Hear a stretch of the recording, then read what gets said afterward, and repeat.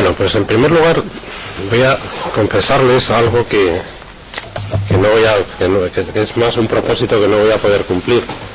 Ya desde que se ha implantado esto de los estudios Bolonia y desde que los alumnos demandáis, ¿no?, pues empleo de medios audiovisuales, pues ya me he acabado acostumbrando al PowerPoint, algo que yo más bien lo considero más bien, no voy a decir despreciada, ¿no?, pero algo que siempre he visto como que reduce el valor de lo que uno explica, ¿no?, porque parece como si no se viera en una pantalla las palabras se las lleva el viento. Pues he acabado abducido por las ventajas de ese sistema, sobre todo por una razón, y es que el PowerPoint, la ficha PowerPoint, la diapositiva, disciplina mucho al que habla.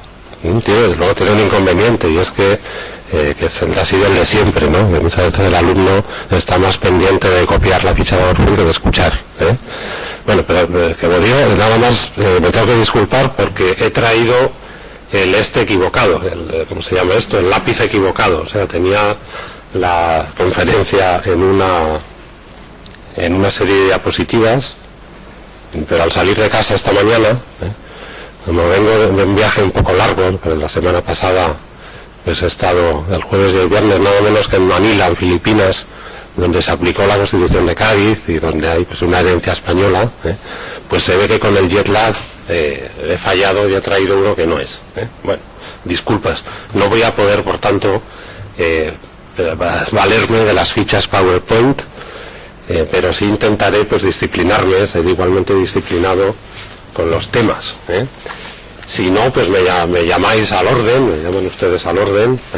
Por supuesto, siempre es bienvenida cualquier interrupción, cualquier aclaración, y con ese espíritu pues voy a iniciar las reflexiones, ¿no?, sobre lo que he llamado el contexto, ¿no?, el contexto de la reforma.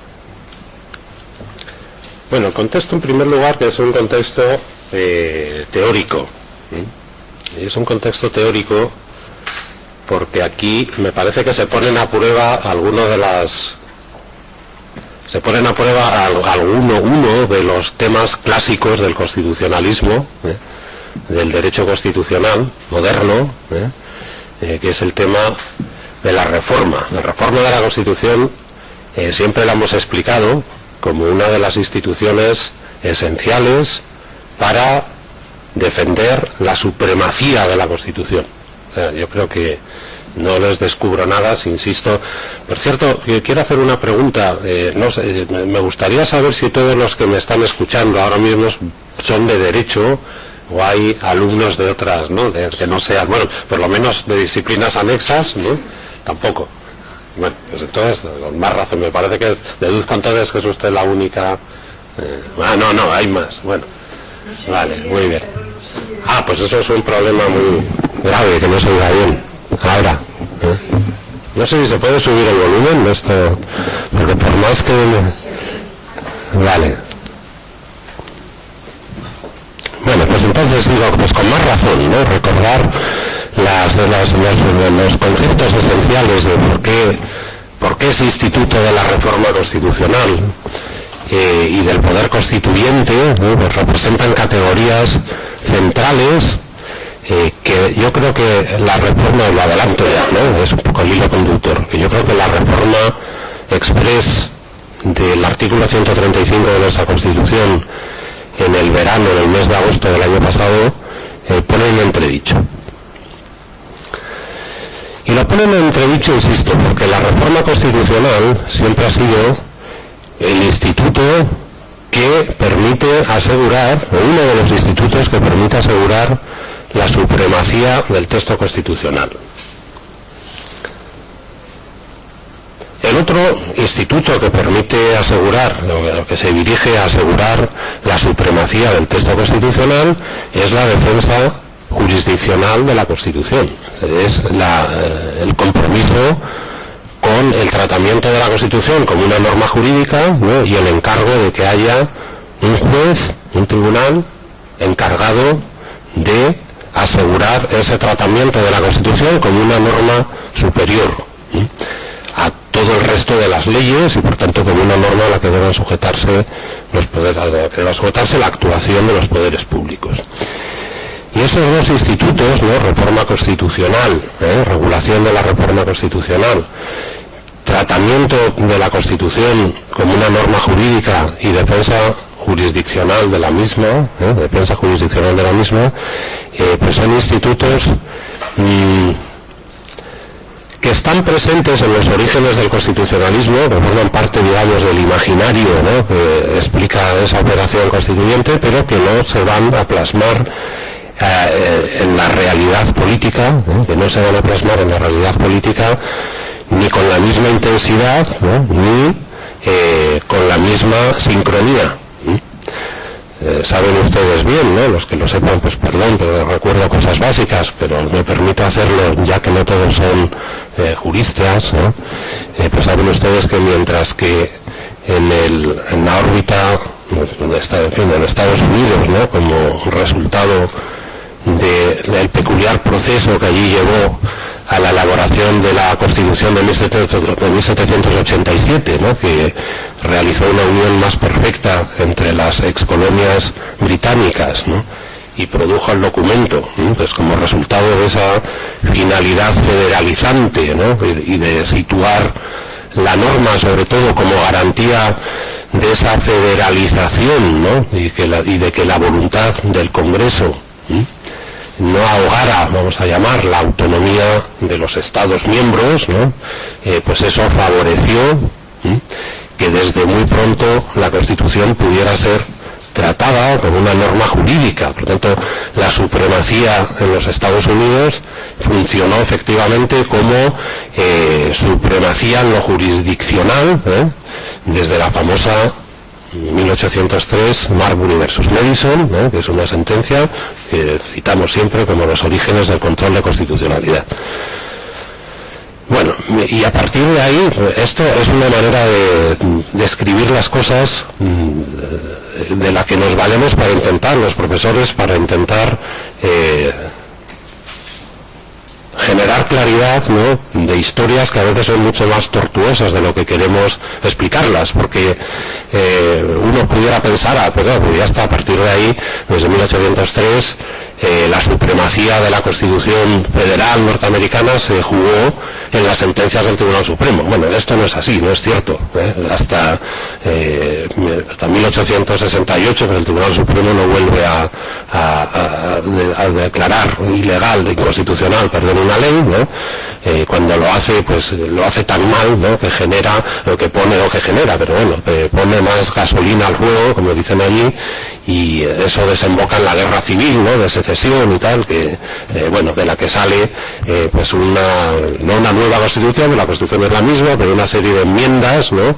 Fíjense, de reformas, de incorporaciones. Saben que en Estados Unidos las reformas constitucionales se traducen en enmiendas adicionales, ¿no? Bueno, pues en fin, a raíz del resultado de la guerra civil, ¿no? Enmiendas a la Constitución, y por lo tanto parece que y cierta normalización de la después, ¿no? De la cierta normalización, pero excepcional en el plano, vamos a decir, puramente contable, de la supremacía jurídica de la Constitución. Pero en todo caso, no es la idea de que a partir de 1803 ya el Tribunal Supremo se incorpora como un intérprete supremo y tal, y siempre los jueces están... Porque además, la supremacía jurídica de la Constitución en ese modelo no es solo de los nine old men, ¿no? Del Tribunal, ahora hay mujeres también, ¿no? Pero bueno, afortunadamente, del Tribunal Supremo, sino que es algo que se concibe insistiendo en que la Constitución es una norma, y como la Constitución es una norma, todos y cada uno de los operadores jurídicos, cualquier juez de cualquier nivel, ¿no? Pues tiene que aplicarla, esa es la idea, que se va acentuando. Y que a partir de un momento, posterior a la guerra civil, pues parece que va en paralelo a la vía de la reforma constitucional para actualizar el texto. O sea, lo que impresiona, insisto un poco en esta experiencia norteamericana, porque lo que llama la atención, sobre todo, desde el punto de vista del derecho constitucional, cuando uno piensa en lo que ocurre allí, es que un texto del siglo XVIII, o sea, redactado con la mentalidad de los ilustrados dieciochescos, ¿no?, siga rigiendo el siglo XXI. O sea que para decidir si la reforma sanitaria de Obama es o no constitucional, afortunadamente parece que sí lo es, lo acaba de decir el Tribunal Supremo, lo que aplican es un texto del siglo XVIII, adaptado, pero bueno, un texto redactado, que es el mismo, ¿eh? Claro, eso, veo que es el mismo texto, el redactado, ¿no?, en términos lo suficientemente amplios como para que pueda seguir lanzando luces apaciguadoras, ¿no?, sobre los conflictos políticos. Esto es lo que impresiona. Bueno, esto es lo que impresiona, pero también no es de extrañar que como consecuencia aquí haya un poco también de ficción, ¿no?, y que esto hablo para los españoles, ¿no?, esto de que en España vemos como algo, una cosa perversa, y es que al juez supremo, al juez constitucional, se le califique de conservador o de progresista, que en España pues es casi un vicio, ¿no?, que ha acabado por comprometer, yo creo que muy justificadamente, el prestigio del Tribunal Constitucional, pues en los Estados Unidos sea algo aceptado como normal desde el primer momento. Y lo digo porque por más que a veces los juristas tendamos a olvidarlo, la interpretación de la Constitución y el derecho constitucional es también un derecho político, y no hay por qué asustarse y por qué considerar, siempre se lo digo a mis alumnos, una de las ideas que suelo repetir siempre, no hay por qué considerar que la política es el reino de las pasiones inconfesables y de las corruptelas, ¿no?, y el derecho el mundo de la justicia universal y de la justicia utópica, y de las aspiraciones incontaminadas. Esto es una manera de ver las cosas que creo que es errónea, profundamente errónea. El derecho es un instrumento, la Constitución quintaesenciadamente es un instrumento de defensa de los intereses sociales, sean cuales sean, pero formalizan intereses, formalizan y resuelven conflictos, las normas formalizan, intentan dar soluciones a los conflictos sociales, ¿no?, y se generan para resolverlos. Toda creencia, ¿no?, en el valor de la Constitución, pues es una creencia en el valor del diálogo, en el valor de la democracia y en el valor de las vías pacíficas, ¿no?, y de contención, por tanto, del poder, de la fuerza, es una defensa, pues, de la fuerza de la razón en lugar de la razón de la fuerza, es evidente, ¿no? Pero no hay que asustarse no hay que asustarse, ¿cómo va a haber que asustarse de que el derecho constitucional y el derecho in genere, ¿no?, hunda sus raíces, ¿no?, en el conflicto político, y que tienda a resolverlo, Por tanto, lo que acabo de señalar respecto a lo que nos impresiona, a lo que a todos nos impresiona, contar con un texto del siglo XVIII que rige la vida política del siglo XXI, pues va acompañado de la idea de que para muchos hay que recuperar, para muchos autores hoy en el constitucionalismo, no solo norteamericano, sino para la teoría del derecho, la teoría del constitucionalismo. Y además quiero decir una cosa, la teoría del constitucionalismo tengo la impresión de que se ha convertido en la mejor teoría del derecho. Ojo, no estoy haciendo una defensa del gremio, estoy diciendo que nadie puede hoy teorizar seriamente lo que es el derecho, lo que es la justicia, prescindiendo del valor de la Constitución. Por eso los más relevantes, ¿no?, filósofos del derecho actualmente se ocupan de qué significa la Constitución y han generado ese paradigma que es el constitucionalismo o el neoconstitucionalismo. Bueno, pues una corriente influyente, ¿no?, de pensadores de lo que es el derecho constitucional, pues reivindican la defensa política de la Constitución. Lo que vienen a decir, bueno, ya está bien de que seamos tan ingenuos de pensar que la legitimidad del juez intérprete supremo de la Constitución, sean 12 en España, los 9 que son lo que son en Estados Unidos, o el número que sea en otros países, ¿no?, pues tienen legitimidad para imponer sus decisiones al pueblo soberano, porque el constitucionalismo supone compromiso con la soberanía popular y con el paso del tiempo con la democracia. El constitucionalismo hoy es la única forma posible de ejercicio de la democracia. Eso es democracia constitucional. Ahora, de ahí a pensar que todo repose en que en último extremo, ¿no?, va a haber una interpretación jurídica de la Constitución que se presente como incontaminada de la política y que sirva para apaciguar los conflictos, pues media un trecho largo. Y por eso, repito, hay una vigorosa defensa, un vigoroso renacimiento de la lógica de la defensa política de la Constitución. Y la lógica de la defensa política de la Constitución es la que está detrás del filón europeo, del compromiso europeo, que es un compromiso frustrado, pero que es un compromiso con con la incorporación del poder constituyente al texto de la Constitución, mediante lo que hemos llamado siempre, que es el poder constituyente constituido, que es la capacidad de reformar la Constitución. Ahí ya no estamos en el escenario de la interpretación juridicista, por así decir, sino que estamos en el escenario de la llamada al soberano. Y la llamada al soberano en las condiciones establecidas por el texto constitucional, la llamada al pueblo soberano, cuando así proceda en las condiciones establecidas en el texto de la Constitución, es lo que permite que la Constitución no se convierta en un objeto de laboratorio, en un museo de antigüedades. Es lo que permite la adaptación de la Constitución al tiempo.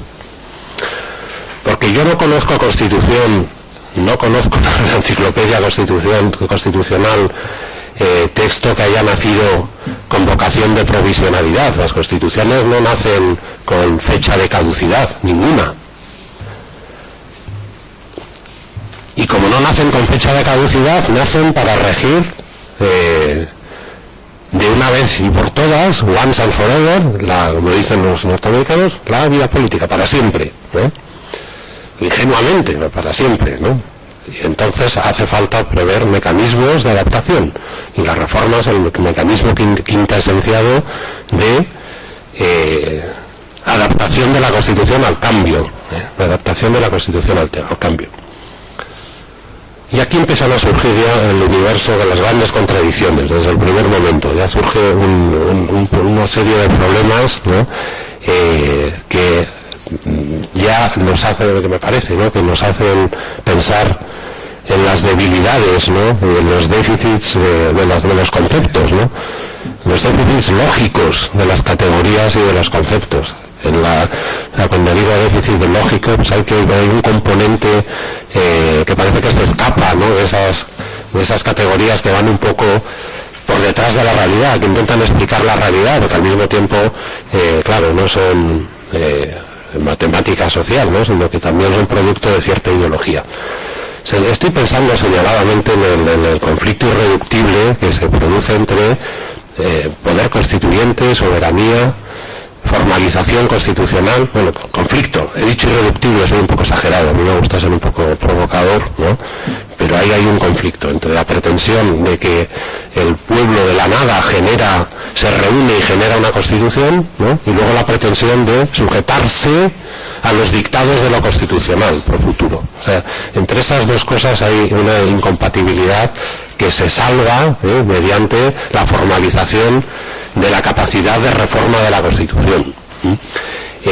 Pero que como categoría, y que, en fin, esto lo explica muy bien, pues, muchos autores, ¿no? Por ejemplo, estoy pensando en un libro de Antonio Negri, que es un filósofo político italiano, que se llama así El Poder Constituyente, y que viene a explicar, bueno, que donde hay revolución no hay constitución, donde hay constitución es difícil que haya revolución, porque a ver si me vas a explicar lo que en esa contradicción lógica. Yo creo que lo que se pretende captar es que el poder constituyente es un poder incondicionado, originario, sin ataduras, ¿no?, que se ejerce, ¿no?, para manifestar la voluntad, ¿no?, tras un momento de ruptura, ¿no?, para manifestar la voluntad del popular, ¿no?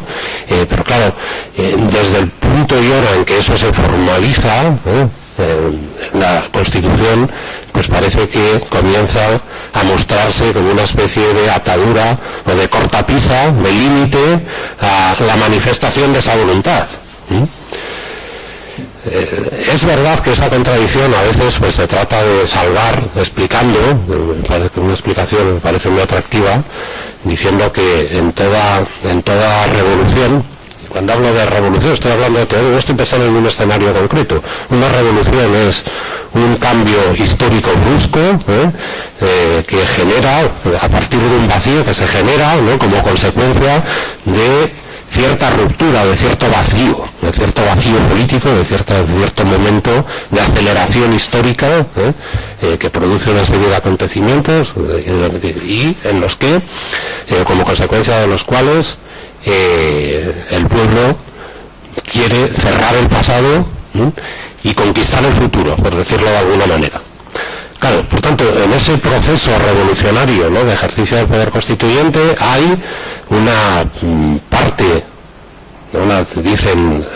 suele decirse, ¿no?, una parte destructora, la parte de esta pars destruens, ¿no?, del pasado, lo que no se quiere que sea, pero también hay una parte constructiva, y esa parte constructiva de conquista del futuro, ¿no?, es la Constitución, de conquistar el futuro, pero claro, sujetando, embridando ese futuro a unas reglas.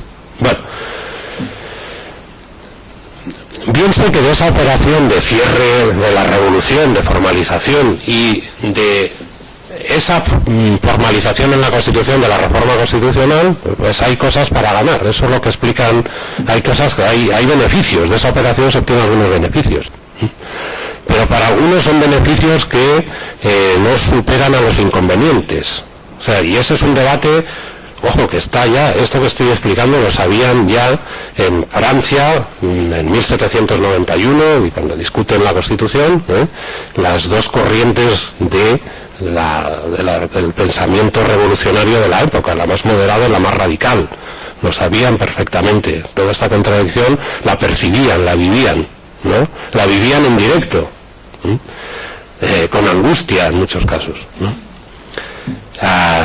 Y por lo tanto, en esas dos versiones, entre 1791, que es la versión más moderada, y 1793, que es la versión radical, jacobina, están presentes las dos soluciones, ¿no? Está presente en 1793, hay esa idea de que ninguna constitución puede sujetar a las generaciones futuras, no hay, por tanto, pretensión de aplicación intemporal, ¿no?, y eterna, ¿no?, porque una constitución es el producto de la voluntad de los que la elaboran, ninguna puede vincular las futuras. Y luego está también la reafirmación de que hace falta que el pueblo apruebe, ¿no?, las leyes, ¿no?, pues es el momento ese de construir un mundo nuevo, radicalmente nuevo, lleno de utopía. Eso es lo atractivo de los procesos constituyentes. Posiblemente es que son momentos de efervescencia política, momentos de efervescencia política, pero con el compromiso de que eso se transforme, insisto, porque la efervescencia política está muy bien, pero si se mantiene indefinidamente, bueno, pues no produce nada. Quiero decir, efervescencia política con un proceso de compromiso en favor del diálogo, ¿no?, y del acomodo de diversos puntos de vista, de diversas formas de pensamiento, para cerrar ese momento e iniciar algo nuevo. Esta es la contradicción, ¿no? Esta es la contradicción insalvable. Y ya sé, insisto, por ejemplo, las explicaciones que da un Elster, ¿no?, cuando se suele dar, ¿no?, de Ulises y las sirenas y tal, pues es decir, es que tiene que ver un poco con lo que acabo de decir, es que cómo va a estar un pueblo discutiendo permanentemente los fundamentos de las cosas. Si están discutiendo permanentemente los fundamentos de las cosas, habrá mucho debate utópico, ¿no?, pero no hay resolución, ¿no?, no se pueden resolver los problemas. La política se supone que es una ciencia práctica, o sea, uno no discute sobre política o sobre ideales por el puro placer. Bueno, los intelectuales sí, ¿no?, pero los hombres de acción, las personas de acción, ¿no?, los políticos no discuten por el puro placer del intercambio de ideas, ¿no?, discuten porque tienen la acción, ¿no?, quieren transformar, hay que transformar, ¿no?, transformar el mundo. Y viene a la cabeza la frase famosa esa de, ¿no?, hasta ahora de Marx, ¿no? Hasta ahora los filósofos han discutido, ¿no?, sobre las ideas, ahora se trata sobre las causas, ahora se trata de transformar, ¿no?, transformar el mundo. Bueno, pues eso es la esencia de la acción política.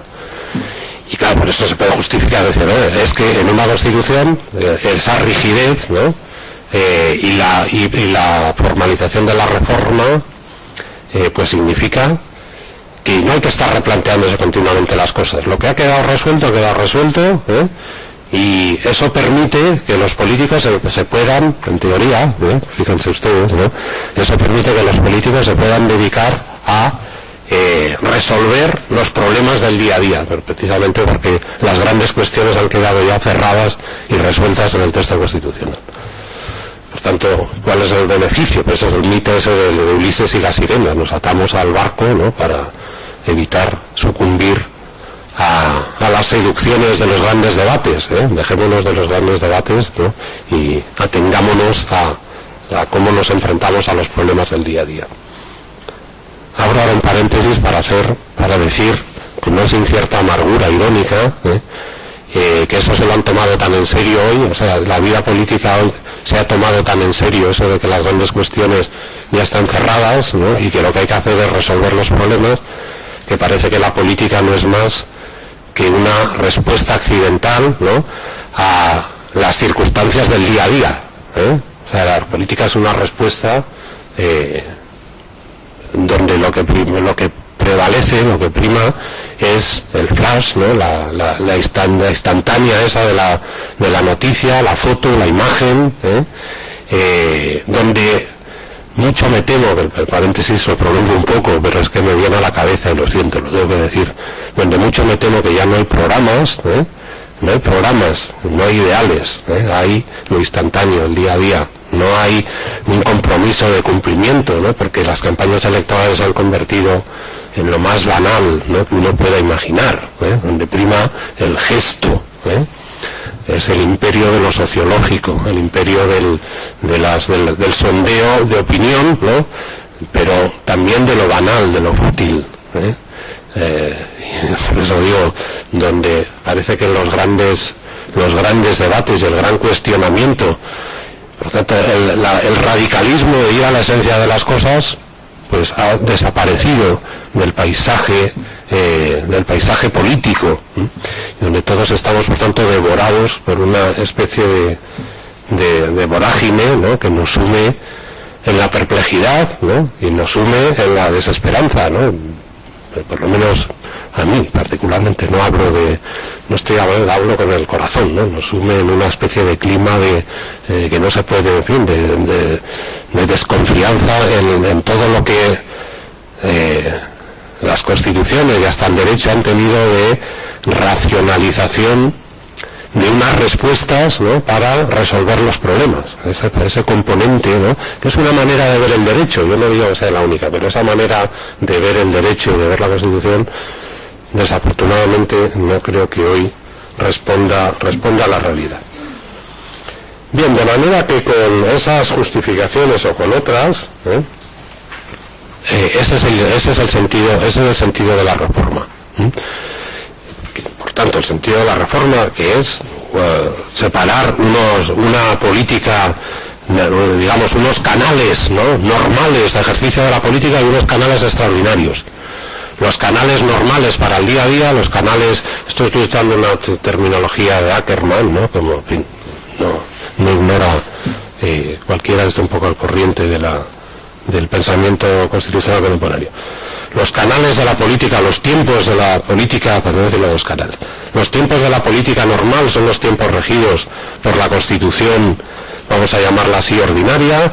Los tiempos del debate constitucional, los tiempos de la política extraordinaria, pues son los momentos en los que hay que discurrir por los canales de la reforma, donde eso es lo que justifica que haya exigencias de consenso más amplias que para la aprobación del resto de las leyes, O sea, lo normal en una constitución, en el mundo del derecho, es la lógica esa de mayorías-minorías, que las cosas se aprueban porque lo quiere la mayoría. Bueno, eso no es la lógica de la reforma y de la supremacía constitucional. La lógica es la de generar amplios consensos por esa voluntad de futuro y, por lo tanto, exigir mayorías reforzadas y procedimientos extraordinarios y en esa llamada a lo reforzado, ¿no?, a las mayorías reforzadas y a lo extraordinario, pues yo creo que también hay un compromiso con lo deliberativo, otra de las grandes corrientes que explican hoy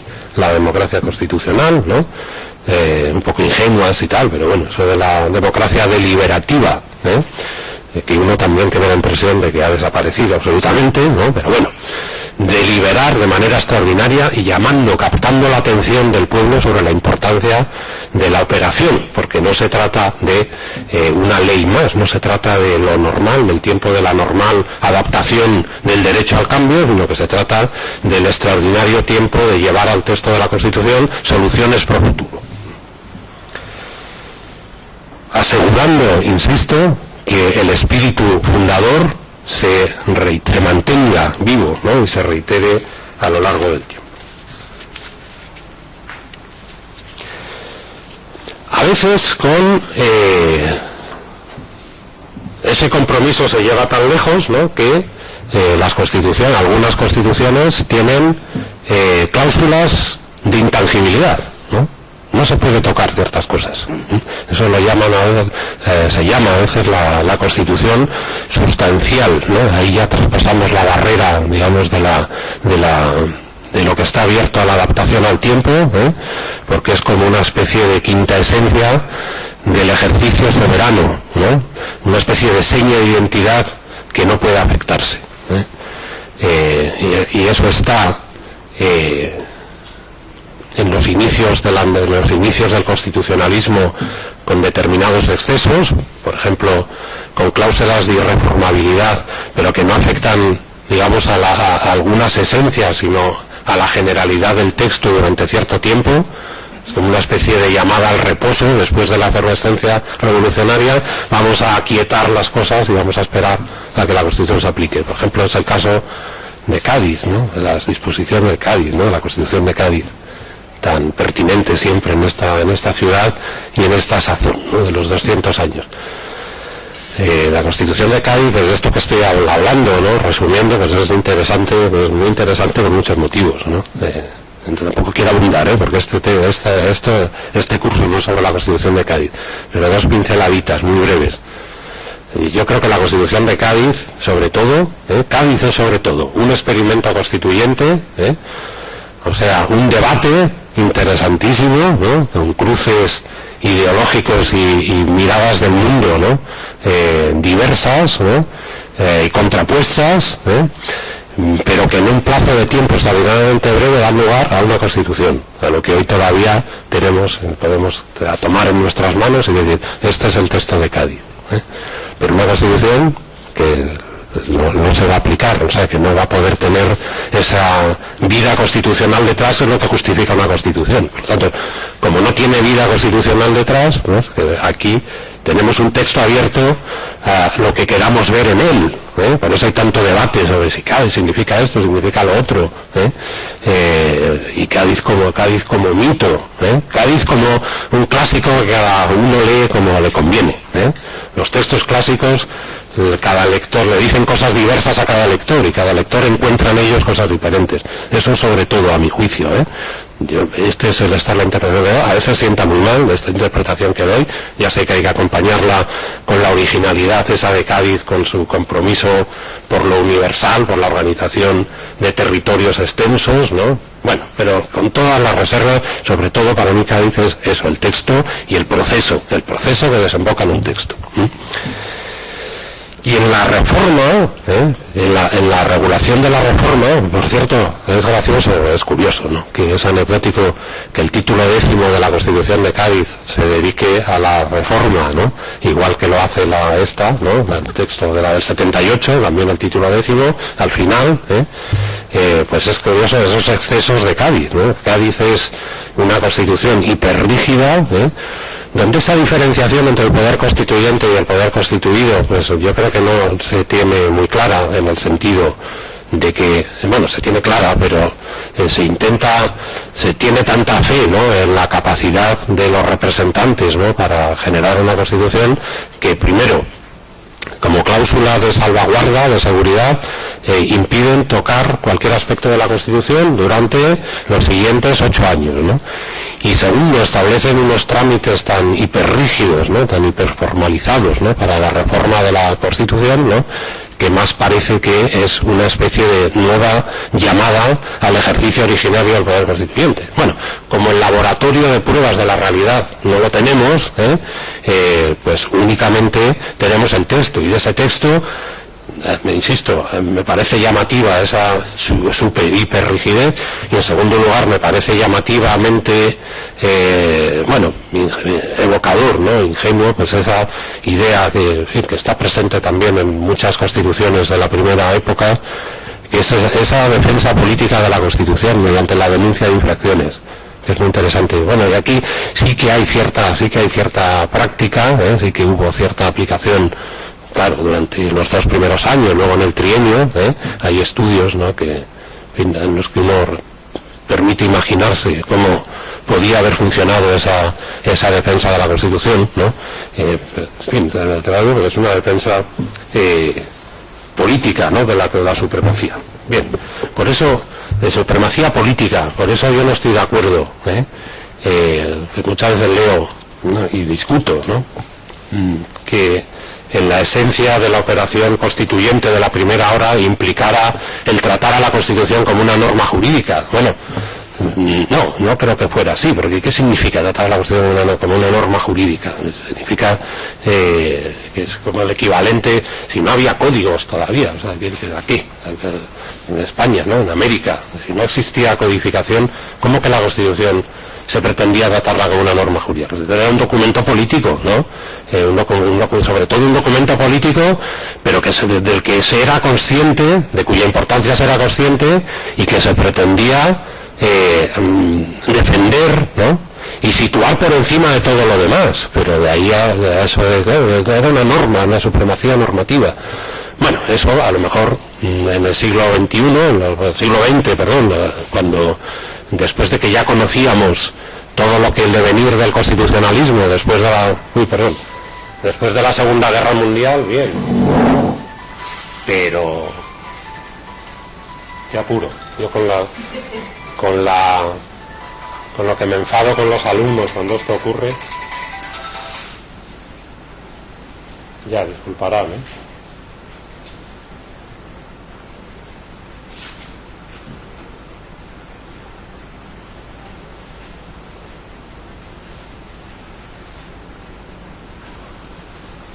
Ya está, disculpas. ¿Y qué estaba diciendo?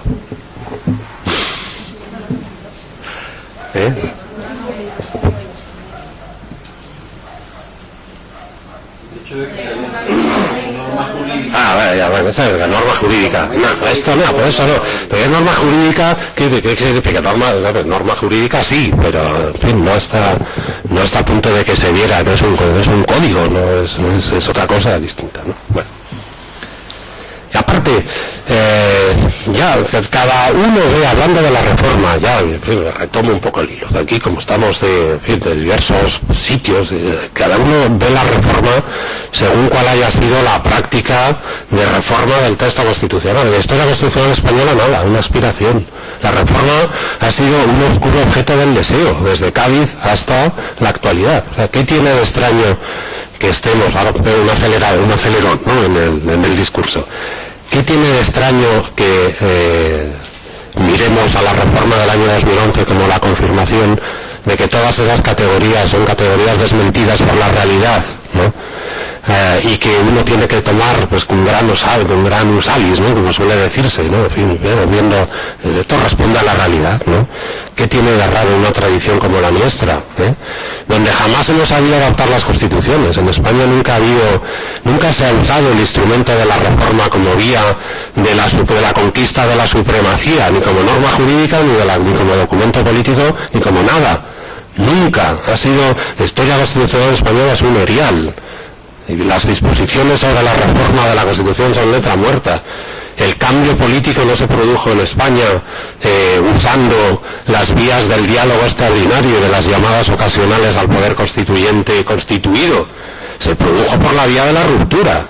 Sí, de la ruptura política y de la alternancia constitucional, de ruptura y alternancia con llamadas al ejercicio del poder constituyente. En la vertiente progresista, que se suele llamar progresista, con llamada a la reunión de una Cámara que generara una Constitución. En la vertiente moderada del constitucionalismo, que es la que impera, negando la mayor. Negar la mayor significa, no hace falta disciplinar la reforma, porque la reforma es una manifestación de ejercicio del poder constituyente en las mismas condiciones que las que explican la generación de la Constitución, y esas condiciones son que se pongan de acuerdo las Cortes y el Rey, y eso es la Constitución interna. Esa es la versión doctrinaria moderada del constitucionalismo, del devenir histórico del constitucionalismo español, donde por tanto o las disposiciones de la reforma se convierten en letra muerta porque el cambio se produce por rupturas, ¿no? O bien se convierten en algo por completo innecesario, por cuanto desde sus mismos fundamentos ideológicos y desde su misma justificación se niega la posibilidad misma de disciplinar la reforma. Todo lo que quieran las Cortes con el Rey es Constitución. Bueno, por tanto, en ese paisaje, con esos precedentes, pues lo que hay en 1978, en el título 10º, pues es un poco el resultado de todo lo que vengo diciendo. De todo, confluye todo. Confluye la conciencia del fracaso del constitucionalismo español para estabilizarse y para funcionar como un constitucionalismo de consenso duradero, y por lo tanto eso genera la glorificación del consenso como instrumento de generación de la Constitución, del texto constitucional, la glorificación del consenso. Hay la disciplina de la reforma constitucional en el título 10º, troceando el texto de la Constitución, tratando el texto de la Constitución como una especie de todo, ¿no?, que hay que compartimentar, ¿no?, y que hay que dividir en zonas más o menos abiertas a la reforma, en zonas más o menos abiertas a la reforma, y hay al mismo tiempo un compromiso con la apertura, un compromiso con la apertura constitucional tan sorprendentemente amplio, que en el artículo 10º de la Constitución parece como si a la Constitución le fuera indiferente las decisiones del poder constituyente. ¿En qué sentido? Pues hay un indiferentismo porque no hay una defensa absoluta de los valores últimos que explican que ponen las señas de identidad y que explican el tránsito desde un Estado autoritario a un Estado democrático. No hay eso. En primer lugar, digo, hay glorificación del consenso. Esa glorificación del consenso no la hemos realizado las generaciones, también, ¿no?, pero no solo las generaciones que han sucedido a la que redactó y aprobó la Constitución, sino que ya en el momento de elaboración de la Constitución, ¿no?, había una especie de entendimiento del consenso como el deus ex machina, que iba a permitir por primera vez hacer una Constitución para todos, denostado y que explica, por cierto, ese consenso explica cómo se hizo la transición en España. Ojo, se hizo sin verdadero ejercicio de poder constituyente. ¿Por qué? Porque esa categoría del poder constituyente, con la pars destruens que genera luego la Constitución, que es el cierre del momento constituyente, ¿no?, y a partir del cual empieza la normalidad constitucional, no existió en España. En España hicimos una Constitución y una transición donde el consenso determinó toda la forma de elaboración del texto constitucional. Las generaciones que no vivisteis del momento, que creo que sois la mayoría, o todos, por no decir todos, ¿no?, de los que estáis aquí, pues posiblemente es difícil que entendáis, ¿no?, cómo el temor a reproducir los errores del pasado y el miedo al enfrentamiento civil, ¿no?, hizo que no hubiera verdadera ruptura y no hubiera verdadera destructora, ¿no? Verdadero cierre del pasado, sino una transición de pequeños pasos, de pequeñas reformas, para desembocar en una ruptura controlada. Tanto esas teorías del poder constituyente, la teoría del poder constituyente con sus prístinos componentes no encaja con la Constitución del 78. Bueno, no encaja en el modo y luego no encaja tampoco, en fin, las teorías de los consensos tampoco encajan exactamente, ¿no?, en la idea de que el consenso, esto es más determinante de la actualidad.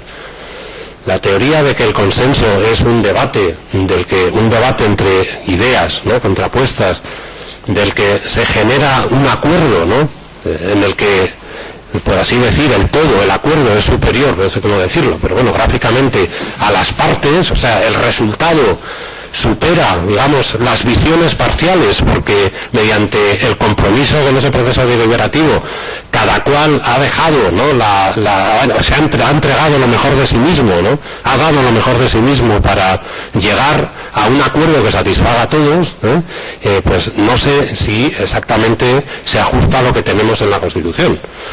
¿Por qué? Pues porque en la Constitución hay un abuso de lo que se llama, que eso que Carl Schmitt llamó los compromisos dilatorios. El compromiso dilatorio es aplazar lo irreductible a un momento futuro, ¿no?, y simplemente hacer que el consenso opere por agregación, no por decantación, ¿no?, y generación de un acuerdo, sino por agregación de puntos de vista diversos, ¿no?, con una redacción, ¿no?, final deliberadamente ambigua y una llamada por futuro para que el diálogo se mantenga, ¿no?, y se intente llegar a un acuerdo. Bueno, esos compromisos dilatorios pues están presentes, ¿no?, a lo largo y ancho del texto constitucional, pero sobre todo están presentes en un aspecto que ha sido cardinal, ¿no?, en la suerte de nuestra Constitución, que es en materia de organización territorial, donde no se decide nada, ¿no? Se sabía desde el principio, eso del famoso artículo de Pedro Cruz Villalón, de la curiosidad del jurista persa y tal, es la perplejidad, ¿no?, bueno, pues aquí es que no hay una definición, hay un camino, ¿no?, con un camino. Todo el título octavo de esa Constitución, les hablará el profesor García Ruiz, es el compromiso con hablar para decidir en el futuro, pero no hay decisiones sustanciales. No hay. Bueno. Y luego decía, en segundo lugar, el troceamiento del texto constitucional, y el indiferentismo ideológico, es bastante llamativo. El troceamiento significa que lo que vio el constituyente como más importante, pues es lo que está en el título preliminar, ¿no?, las grandes decisiones, ¿no?, del título preliminar, que no son iguales en importancia, pero que están en el título preliminar por lo que están, ¿no?, porque así las vio, ¿no?, por su carácter simbólico, ¿no?, por su carácter definitorio, ¿no?, el constituyente. Los derechos fundamentales, ojo, no todos los derechos fundamentales, sino solo algunos. ¿Cuáles? Como se opera con un criterio taxonómico, pues depende en qué parte. La Constitución española es muy importante, la divisoria es en títulos, en capítulos y en secciones. Lo que cae en un sitio es muy importante, lo que tiene mala mano de caer en otro parece que no es tan importante.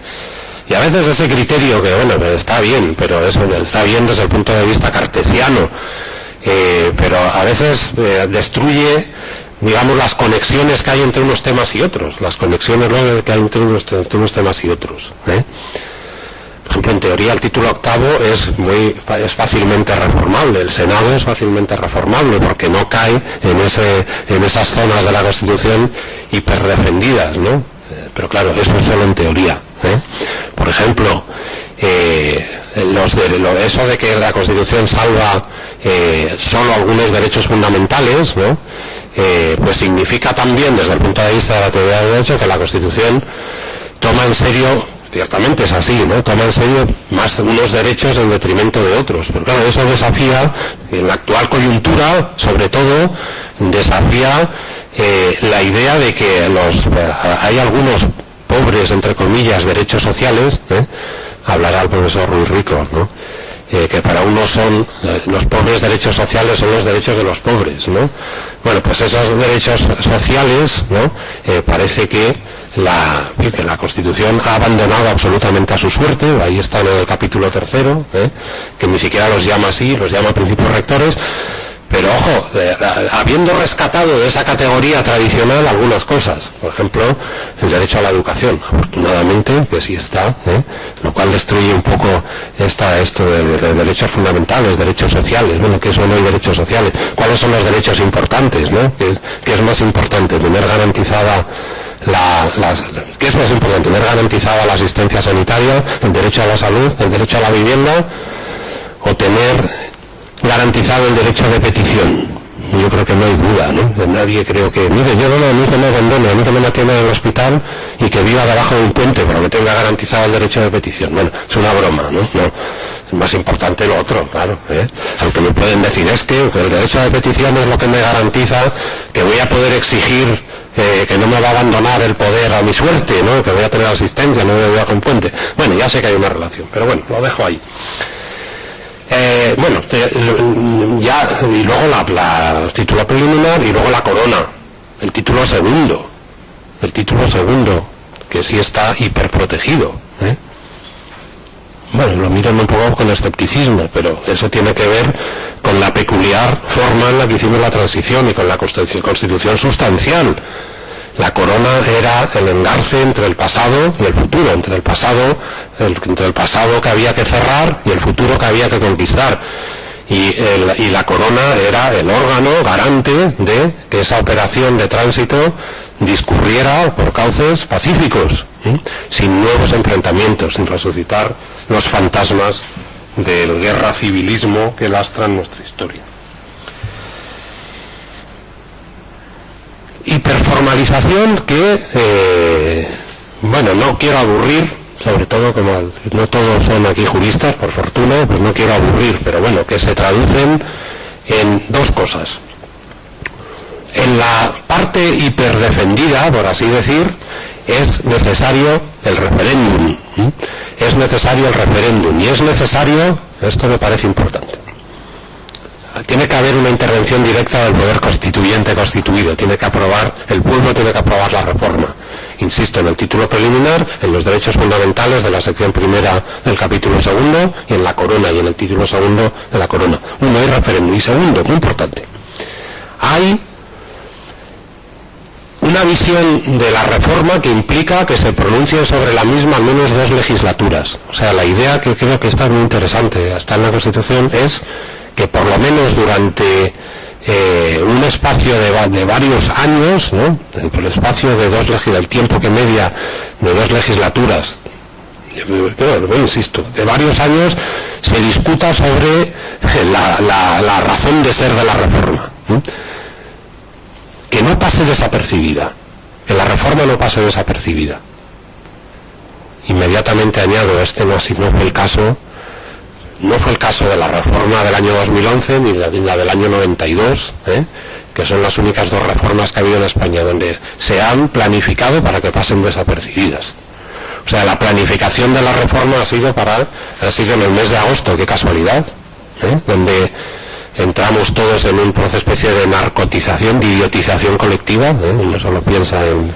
No, es verdad, pero todo se paraliza. Aquí también hay una especie de construcción, porque es verdad que esto de lo de irse de vacaciones se ha convertido en un lujo, ¿no? Pero parece que, claro, como la presencia, digamos, de la construcción mediática de la realidad está la gente de vacaciones en la playa y tal, bueno, está el que puede. Los que vivimos en sitio de playa tenemos la suerte de que no necesitamos invertir mucho dinero a irnos a la playa, ¿no? Pero bueno, y luego en un escenario en España con 5 millones, ya cerca de 6 millones de parados, pues es un poco de chiste eso de las vacaciones de qué, ¿no? Pero bueno, me disculparán, esto invoco la informalidad del curso de verano para salirme un poco del discurso. Entonces, no solo la reforma se ha planificado, las 2, la del año 92, Maastricht, para que pudieran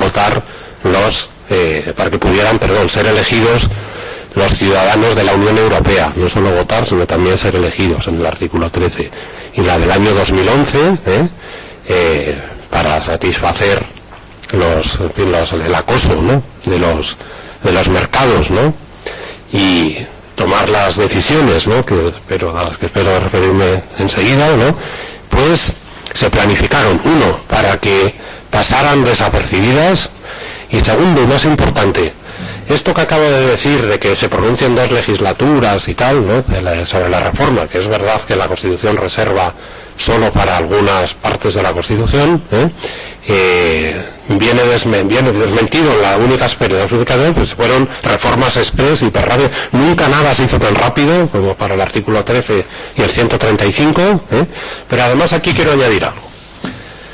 Yo siempre había explicado, esto lo confieso, siempre había explicado la hiperrigidez de nuestra Constitución, y esta idea de que se mantenga el debate a lo largo de meses, siempre lo había explicado convencido de que es lo que se buscaba en el título 10º, disolución, que aprueben por mayoría de 2/3 en la parte hiperrígida la iniciativa de la reforma, disolver las cámaras, convocar elecciones y que las nuevas cámaras vuelvan a aprobar el texto por 2/3 y referéndum obligatorio, Siempre lo había explicado diciendo, claro, es lógico que el tema estrella del debate electoral entre la disolución de las cámaras y la elección de las nuevas sea la reforma constitucional.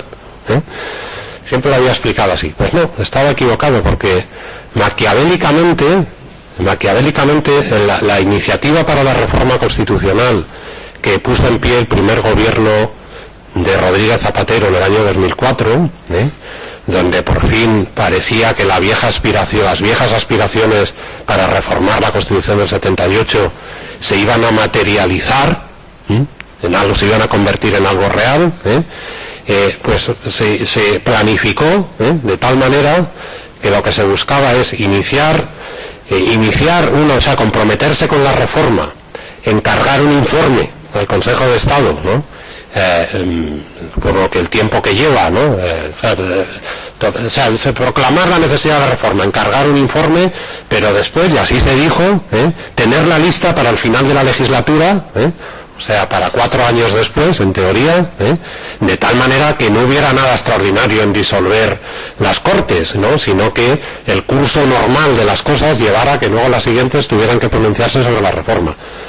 O sea, lo que quiero decir es que no era la idea, bueno, vamos a embarcarnos, venga, se trata de reformar, ¿qué queremos reformar?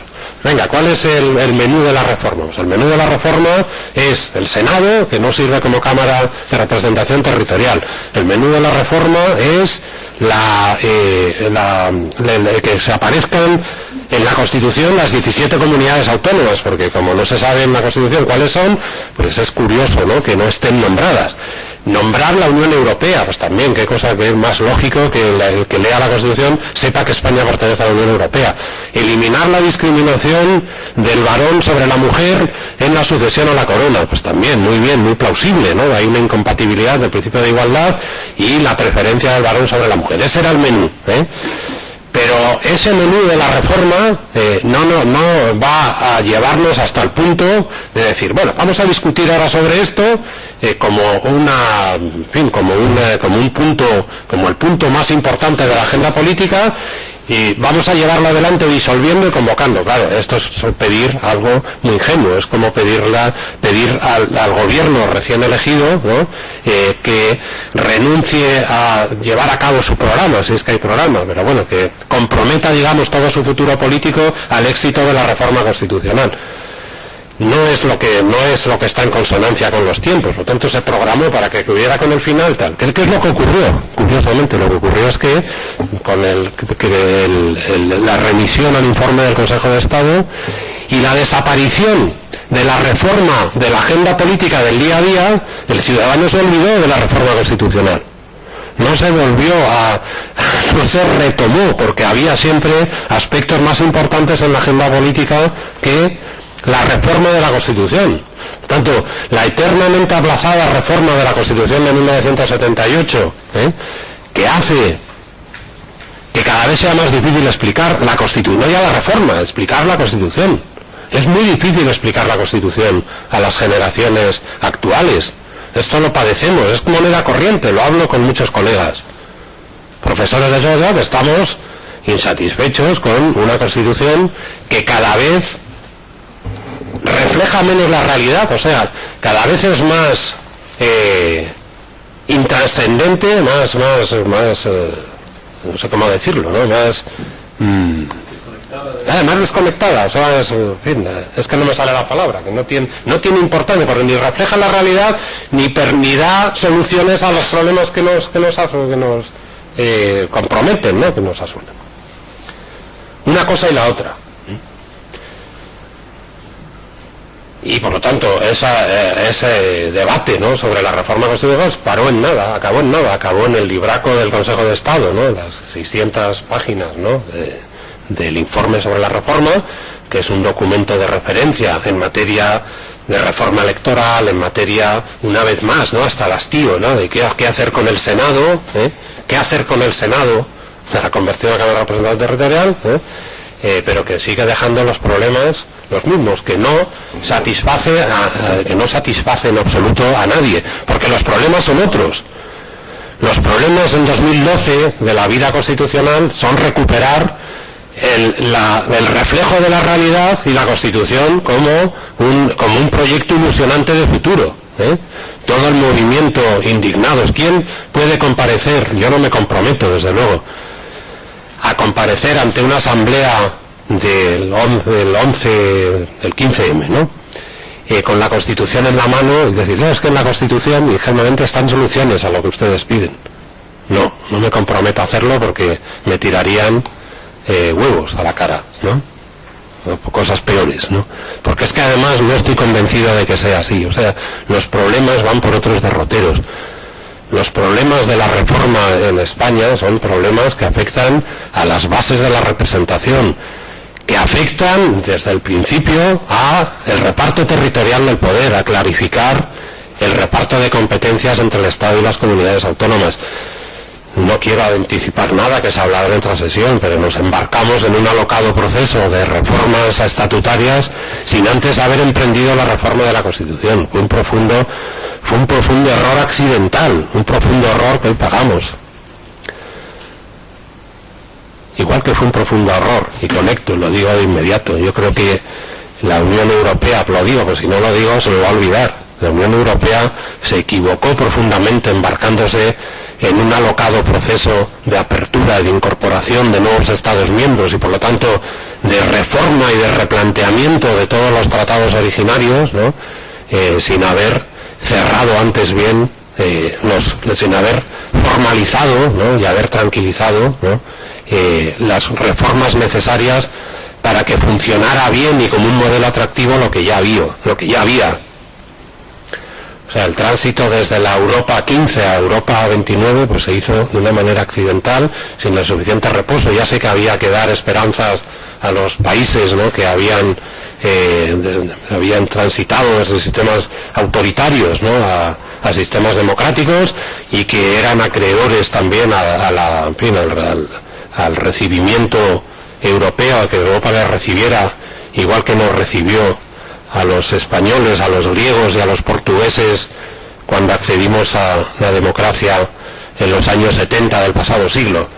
Era necesario políticamente, pero fue letal. O sea, han sido unos cambios tan rápidos que hemos entrado en una vorágine en la que me temo que no sé si vamos a ser capaces de salir. Bueno, y luego el indiferentismo, y termino un poco con esto del indiferentismo constitucional es llamativo, porque pesa contracorriente de lo que es hoy el derecho constitucional en toda Europa y posiblemente en todo el mundo. No es verdad que eso que se dice a veces, ¿no?, y que lo dijo muchas veces el Tribunal Constitucional Español.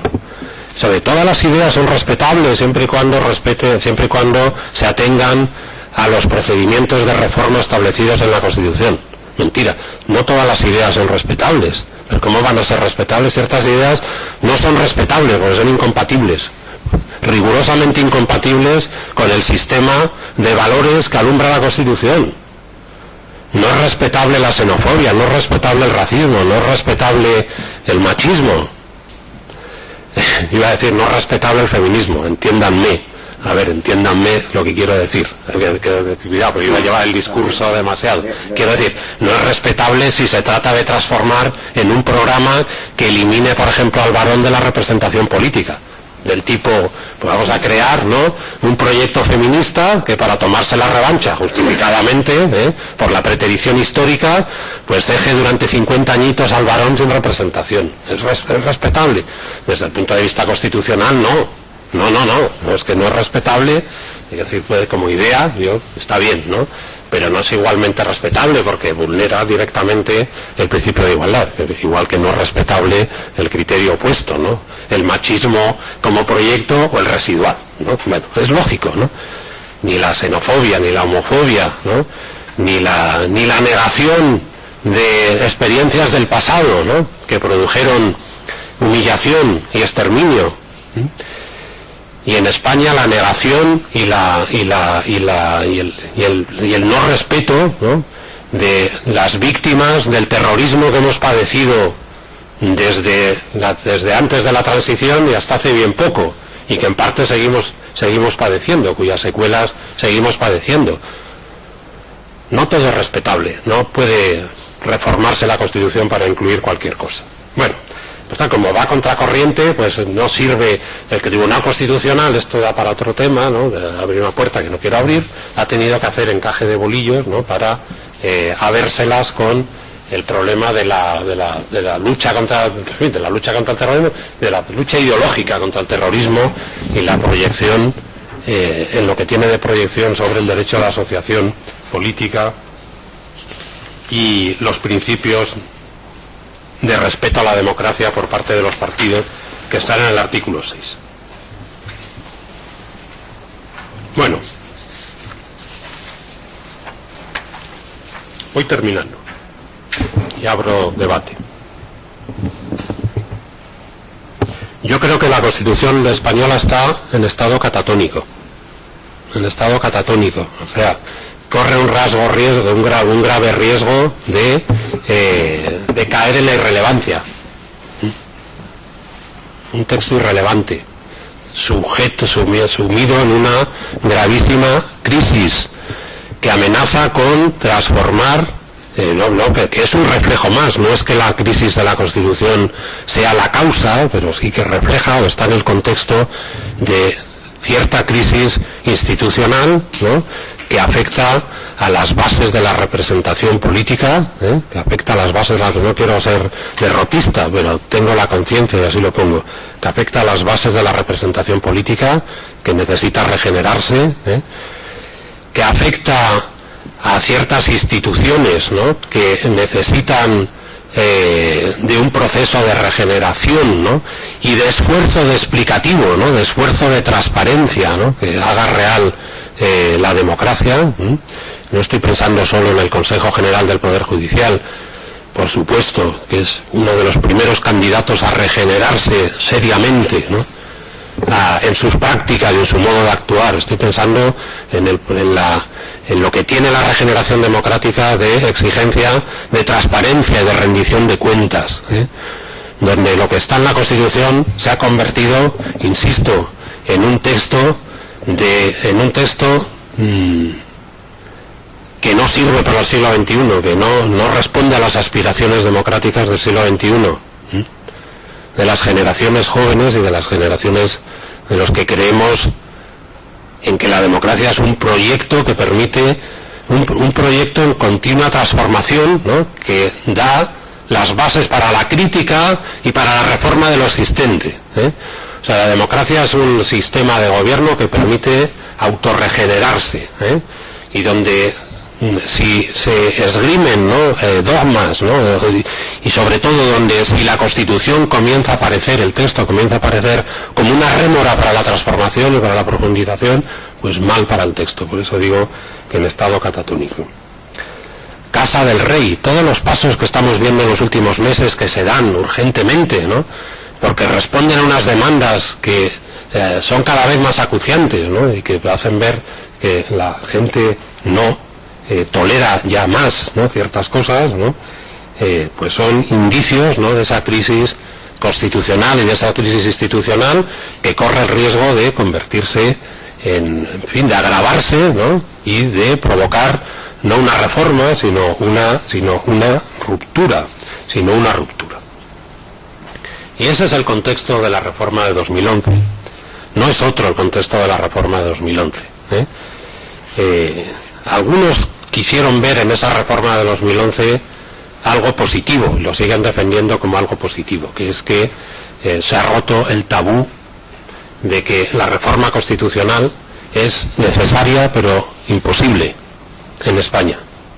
Bastó la llamada del presidente del gobierno al líder de la oposición, hoy presidente del gobierno, o sea, de Zapatero a Rajoy, en el mes de agosto, haciéndole ver, ¿no?, la urgencia de tranquilizar a Europa y a eso que llaman los mercados mediante la constitucionalización del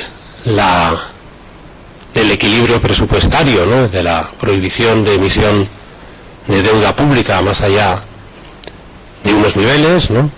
Bastó que se pusiera sobre la mesa, ¿no?, la amenaza de intervención de España para que en 24 horas, como dijo un colega, ¿no?, en Santiago de Compostela, la reforma pasara de las musas al teatro. Se llama, reclama, ¿no?, esa obra de Lope de Vega, ¿cómo era lo de Lope de Vega? En horas 24 pasaron de las musas al teatro, ¿no? Bueno, pues en horas 24 la reforma pasó de las musas al BOE, ¿no?, al boletín oficial del Estado. Claro que hace ya un año, hace ya un año, y yo no sé si el balance, ¿no?, de este nuevo artículo 135 de la Constitución en los meses transcurridos podemos decir que haya sido positivo. No creo que nadie pueda decir que haya sido positivo. Yo creo que lo más suave que puede decirse del nuevo artículo 135 es que es irrelevante, que ha sido irrelevante, absolutamente irrelevante, porque no ha tranquilizado a los mercados, ¿no?, porque además, aunque está en consonancia con la tendencia alemana, italiana, ¿no?, y con la presión para constitucionalizar, ¿no?, las reglas de la buena gobernanza económica, ¿no?, que se imponen desde Europa, ¿no?, porque además ya en la esencia de la reforma estaba aplazar sus más importantes decisiones hasta el año 2020, por lo tanto ese nuevo artículo 135 es una especie de brindis al sol, ¿no?, ¿no?, donde prevalece la imagen sobre la realidad. El artículo 135 es una expresión de esa modernidad líquida,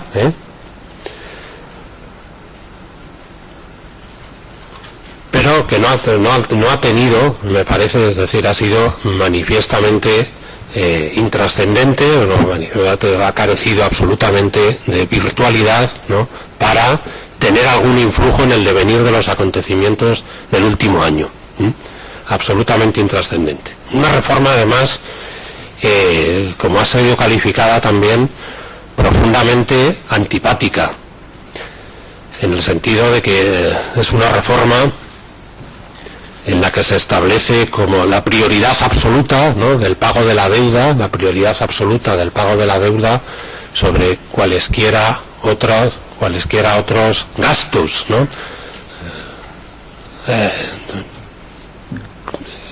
con esa finalidad de tranquilizar a nuestros acreedores, ¿no?, de lanzar un mensaje de tranquilidad a los acreedores, diciéndoles: ustedes van a poder cobrar, no se preocupen, en cualquier caso van a cobrar, y van a cobrar con carácter preferente. Tranquilización que parece que no ha sido bastante. Por lo tanto, eso explica, ¿no?, que sigamos viviendo, ¿no?, con el sobresalto del día a día, hayamos perdido, por tanto, en esa especie de sacralización de la estabilidad presupuestaria, ¿no?, en ese compromiso con no emitir deuda pública más allá de ciertos límites, ¿no?, bien es verdad que, insisto, aplazados, ¿no?, hasta el año 2020, sujetos además a una cláusula excepcional, el nuevo artículo 135, además de técnicamente defectuoso, según dicen los que saben de esto, ¿no? Es profundamente farragoso, ¿no?, porque incluye además una especie de apertura a la no aplicación de las disposiciones, ¿no?, en momentos de recesión económica o por causas excepcionales que apreciará la mayoría del Congreso de los Diputados, cláusula que la Ley de Desarrollo, que es la Ley Orgánica del 135, que preveía el artículo, que es la Ley Orgánica 2/2012, de 1 de abril, si no recuerdo mal, tampoco ha despejado. Por lo tanto, hemos incorporado una serie de disposiciones, ¿no?, una serie de disposiciones de constitución económica que están sirviendo, que no están sirviendo para nada, pero que dejan en la Constitución el reflejo de una situación, ¿no?, donde parece que se han puesto, parece que todas las esencias, ¿no?, digamos, del Estado, o muchas de las esencias de los valores del Estado social y democrático de derecho, pues tiemblan y se tambalean, ¿no? En nombre de la salvaguarda de los derechos sociales, pues se recortan derechos sociales, ¿no? En nombre del crecimiento económico, parece que es el debate, ¿no?, de estos días, de este fin de semana, o sea, vivimos el día a día, en nombre del futuro crecimiento y por lo tanto de la reafirmación de los consensos que explican el texto constitucional, ¿no?, pues nos empujan a unas políticas de contención del gasto, que parece que es el nuevo mantra, ¿no?, el nuevo mantra, contener el gasto, para iniciar, una vez contenido el gasto, poder iniciar pro futuro el crecimiento económico y poder, por tanto, profundizar, bueno, poder seguir adelante con las bondades, ¿no?, del estado del bienestar. O sea, el negar la esencia de las políticas expansivas, ¿no?, de Keynes, ¿no?, que sirvieron, ¿no?, para sentar las bases del crecimiento y para generar el estado del bienestar, ¿no?, que explica el éxito ese del modelo europeo durante las décadas que siguieron a la Segunda Guerra Mundial. Todo ese escenario, toda esa receta, ¿no?, donde se pone en cuestión las políticas de inversión pública, ¿no?, para regenerar la economía, todo ese embridamiento, ¿no?, de la posibilidad de emitir deuda pública para poner coto a lo que llaman el déficit estructural, ¿no?, y el compromiso con la estabilidad presupuestaria, que no es equilibrio, que no es exactamente equilibrio presupuestario, porque en todo este discurso del que yo hablo y, en fin, en cuyas profundidades, pues confieso que no me siento cómodo, porque hay aspectos que se me escapan, y lo digo sinceramente, pero tengo la intuición que la lógica esa del ama de casa, ¿no?, es decir, aquí no se puede gastar más que el sueldo, más de lo que se ingresa, no se puede gastar más. Si ingresas 100, puedes gastar 100, pero no 110. Bueno, esa lógica no sé si aplica en lo público. No estoy tan seguro que la lógica del gasto del ama de casa o del amo de casa sea exactamente la misma que rige en el gasto público.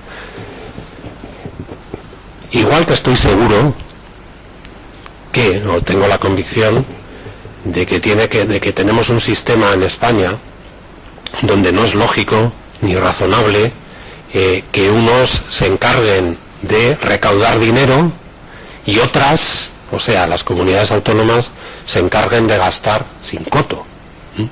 Es un sistema que no tiene sentido, porque parece que va contra el sentido común, ¿no? ¿Cómo va a recaudar el Estado y luego las comunidades autónomas gastar sin medida? ¿Cómo no vamos a ser conscientes de que hay ciertos excesos, ¿no?, que hay niveles de endeudamiento que no se sostienen, y que con la lógica del ama de casa o del amo de casa que ahora reivindico, que hay que ser conscientes de los lujos que no nos podemos permitir? Bien, eso es de razón defenderlo, y no es el lenguaje técnico de el déficit estructural o de los niveles de endeudamiento admisibles en comparación con el Producto Interior Bruto, ¿no? Y la forma de cálculo, que son cosas técnicas que a mí se me escapan, complejidades técnicas que se me escapan. Pero lo que creo que no se me escapa ni se nos escapa a nadie es la lógica de las cosas. Y la lógica de las cosas es ser consciente del gasto, o sea, del endeudamiento admisible, y por lo tanto de lo que nos podemos permitir, ¿no? Ser consciente de que lograr cierto equilibrio presupuestario es un objetivo razonable, cierto equilibrio presupuestario es un objetivo razonable, pero claro, sin que eso haga que los paganos de la situación sean siempre los mismos, con los mismos instrumentos y a costa de poner en cuestión los fundamentos del pacto constitucional. A costa de eso no, porque el ciudadano está perplejo, o sea, el ciudadano asiste con perplejidad a la lluvia de dinero público, ¿no? Para tapar los agujeros, ¿no? De ciertos bancos, ¿no? En un modelo, ¿no? Que siempre se había presentado como sano y fuerte, durante años, ¿no? Que el ciudadano descubre de la noche a la mañana que no es así, porque también es de razón, o sea, es que es de razón, es que cualquiera que haya vivido en España en los últimos años, 10, 15, 20 años, pues sabe que el confiar todo el crecimiento económico, ¿no? en la construcción, ¿no? Y en el proceso especulativo, ¿no? Que llevaba a que el precio de la vivienda, ¿no? Doblara el precio, ¿no? O sea, doblara el valor de pago, no el valor real. Pues en el espacio de meses, pues no era razonable. Ahora, es muy fácil decirlo ahora, cuando había que haberlo dicho era en el momento en el que eso estaba ocurriendo. Porque mientras tanto, la consecuencia es que hemos comprometido el futuro de muchas generaciones, o de las generaciones por venir. Hemos comprometido el futuro de las generaciones por venir. Y en esto, yo creo que hoy tenemos la euforia del fútbol, muy bien, está bien la euforia del fútbol, pero la euforia del fútbol me temo que para esto sirve de bien poco. Dentro de 2 días se nos habrá pasado y nos despertaremos otra vez con las preocupaciones habituales. Y las preocupaciones habituales pues son que hay que tapar los agujeros, ¿no? Producidos por eso que llamamos el ladrillo, ¿no? Hay que esperar, ¿no? Que eso que llaman los mercados, que no es nada más que el capitalismo financiero salvaje, que no se ajusta a reglas o que no tiene más reglas que maximizar el beneficio, pues encontremos la fórmula de gobernarlo. ¿Con qué forma se gobierna? Pues replanteando ciertas cosas, ¿no? Que no impliquen por presentar, digamos, esa lógica como algo intocable. Bueno, o sea, por recuperar la política, y termino, recuperar la política. Las constituciones y la democracia se basan en un debate político, en un debate político, y el haber perdido el tiempo de la política y el vivir día a día, ¿no? Respondiendo accidentalmente y poniendo parches, ¿no? A una situación que nos sume, ¿no? A todos en la perplejidad, ¿no? Que lleva a los gobiernos a que no puedan garantizar nada pro futuro porque no saben a qué atenerse, y donde cada promesa que hacen se ven desmentida a los pocos días, ¿no? No subiré los impuestos, no afectaré el IVA, ¿no? Todo al contrario de lo que está ocurriendo, no tocaré el derecho a la salud, ¿no? Bueno, todo lo contrario de lo que sucede en el día a día, pues no creo que favorezca nada, ¿no? La causa del Estado constitucional ni de la democracia. Y frente a todo eso, el artículo 135 es nada. El artículo 135 de la Constitución, bueno, yo creo que quedará como, en el futuro, ojalá solo quede como eso, ¿no? Como una muestra, ¿no? De lo que nos sucedió a los españoles a raíz de la crisis económica que comenzó, no solo a los españoles, estoy centrando, claro que no, pero lo que nos sucedió a partir de la crisis económica que empezó en 2008, ¿no? Y que responde también porque el modelo también se acaba, o sea, es que es otra cosa, estamos en otro mundo, estamos en otro mundo en todo, y para hacer frente a ese mundo yo creo que lo que hace falta es política, ideas políticas, diálogo político y líderes de altura, líderes, y los líderes no son más que personas que sean capaces de recuperar, líderes en el sentido de no en el sentido de manipuladores, ¿no? Nuevos demagogos ni salvadores, ¿no? de la patria, ¿no? Salvadores de la situación, es decir, personas con autoridad moral, líderes en el sentido de gente dotada de autoridad moral para hacer que recuperemos la esperanza en el futuro, recuperar la esperanza del futuro. Bueno, casi estoy terminando como un líder, acabando como un líder político, ¿no? Parece yo, y soy profundamente escéptico y estoy un poco deprimido con todo lo que, ¿verdad? Y lo digo así porque es lo que siento, y si no lo dijera, pues estaría mintiéndome a mí mismo. Muchas gracias. Abrimos un debate entonces de... Gracias. Eso es lo que quería decir. Tengo un debate, ¿no?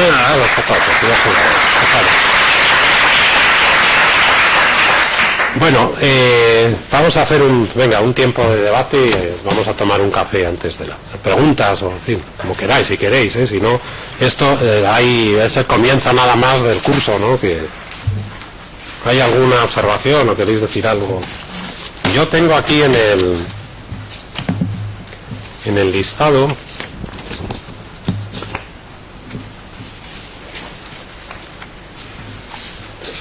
que ahora no encuentro.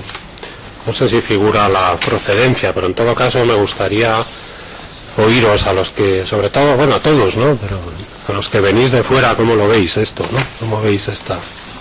Si alguien quiere decir algo, en fin, ¿cómo veis? Todavía más difícil, me gustaría a los que sois más jóvenes, sois la mayoría, estáis aquí, ¿cómo lo veis? O sea, ¿cómo veis la Constitución? ¿La salud de la Constitución os dice algo? Sí, me miras con escepticismo, me deduzco que no, que te dice poco, pero es que cada vez le dice menos a más gente. O sea, es que la Constitución es muy difícil de explicar en la coyuntura actual, claro. ¿Domina la Constitución de 1978?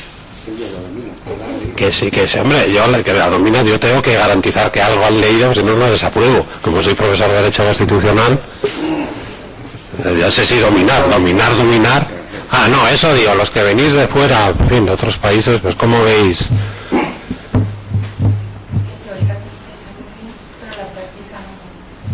Dice la Constitución, ¿no? Tú no vienes de fuera, vienes de Cádiz, ¿no? O eres de aquí, ¿no? No, es que teóricamente ya no está muy bien. No, teóricamente no está muy bien la Constitución, teóricamente está muy mal, está fatal. Yo no veo que teóricamente esté muy bien, ni explico que esté muy bien. Porque es un texto que no tiene, o sea, que es que no tiene alma del siglo XXI, no tiene, es como una especie de elefantes, ¿no? del siglo XIX que han pervivido ahí, ¿no? Y que ya es muy difícil entusiasmarse con ellos, ¿no? Con toda la prohibición del mandato imperativo. Los partidos tienen que ser democráticos en su funcionamiento interno. Bueno, claro, eso está muy bien, pero no, con decir que tienen que ser democráticos en el funcionamiento interno no basta, ¿no? No basta con prohibir el mandato imperativo. No basta con decir que hay un tribunal de cuentas, por ejemplo, tribunal de cuentas, pero si no se rinden cuentas, ¿no? De la financiación, no hay eso, no hay un compromiso con la transparencia tampoco, ¿no? Por favor. Hemos podido elegir la forma de Estado, me refiero, si queremos monarquía, si queremos república, hay un desfase total.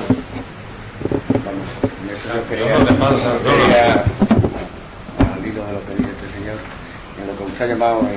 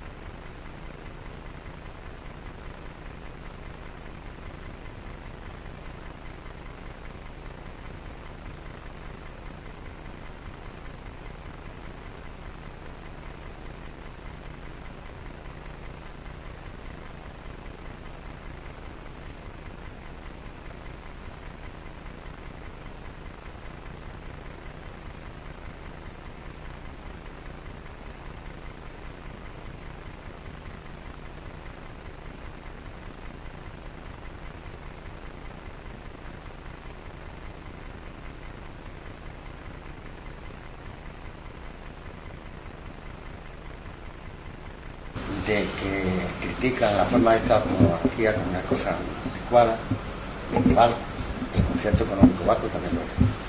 Y eso es un privilegio que yo creo que no cabe en un Estado de Derecho. Y por tanto, si se hace un referéndum para una cosa, se podría hacer un referéndum para otro. Y luego el Estado de la autonomía. Hay mucha gente que está disconforme totalmente, no por el Estado de la autonomía, sino cómo funcionan aquí las autonomías. Eso también yo creo que sería materia de un referéndum. Hay 3 o 4 cosas fundamentales, ¿no? Nada más. Bueno, más bien, ¿no? Lo que quería decir, ¿no?, es que hicimos una transición en la que no pudimos pronunciarnos sobre el modelo ese de Estado, porque la corona parecía como el garante, ¿no?, de la transición pacífica desde la dictadura a la democracia, ¿no? Bueno, de tal manera la corona, y en fin, se mantiene, es una institución por naturaleza frágil, ¿no?, que se mantiene, si el carisma de quien la ejerce, en fin, se mantiene y se acentúa, si no se desmorona, ¿no? Bueno, en ese aspecto pues es evidente, ¿no?